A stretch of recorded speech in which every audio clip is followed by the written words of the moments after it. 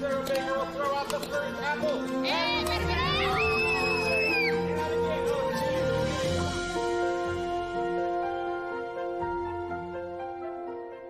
What led me to Cheaper by the Dozen? I had just finished Just Married for this studio, 20th Century Fox, and somewhere around the first preview, after they saw Just Married, Hutch Parker, the president of the studio, and Tom Rothman, the chairman, said that they felt they had my next movie. And I read this script, and frankly, it took a little convincing because it's ambitious, and it's big in scope, and it's kind of every director's nightmare to do a movie with this many characters and kids and animals. But they really kind of were vigilant in kind of, conveying the movie they thought this could be, and in assuring me that I'd be allowed to make it exactly the way I wanted. And that's the way it turned out.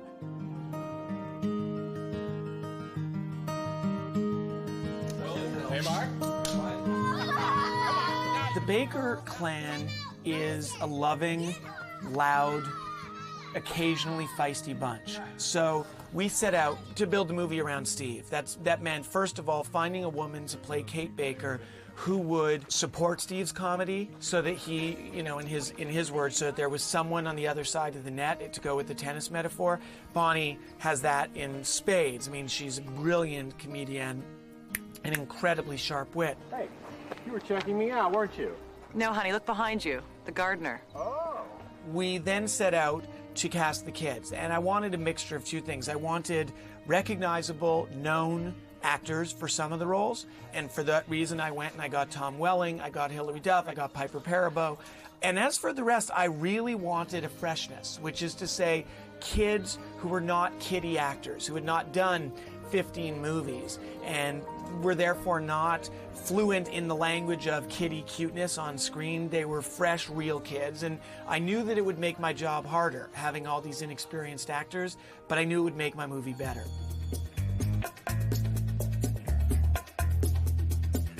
And one more time. Action, Hilary Duff. If there was a watchword every day, it was to keep it fun. Because this movie is nothing if it isn't lighthearted and fun. And so that became the kind of mood of the set. Because I don't, some directors maybe can have a certain mood on a set and create a different mood in their movie.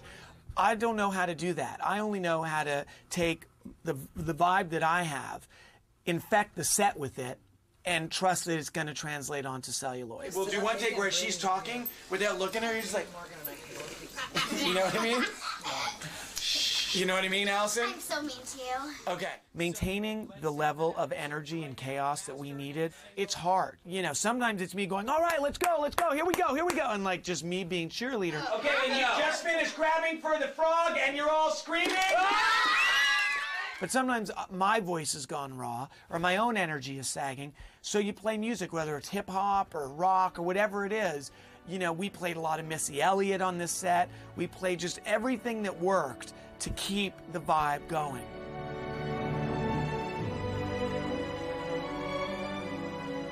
Family films have two meanings to me. They're movies that are for families and movies that are about families. And it's an enduring genre because real life rarely affords us the time to take stock and appreciate and reflect on the things that are right in front of us. The thing that is most in front of us is our family. And so the idea that a movie can be a way of processing with gratitude the nature of family, what family gives us, I think that people want that. I think that people need that. And if you can do it in a way that points out the absurdities of family dynamics, the comedy that is to be found in everyday life, just in the way that we relate with our siblings, our parents, our kids, I think that that speaks to people in a really fundamental but deep way. And I think that that's why it's a genre that's not going anywhere.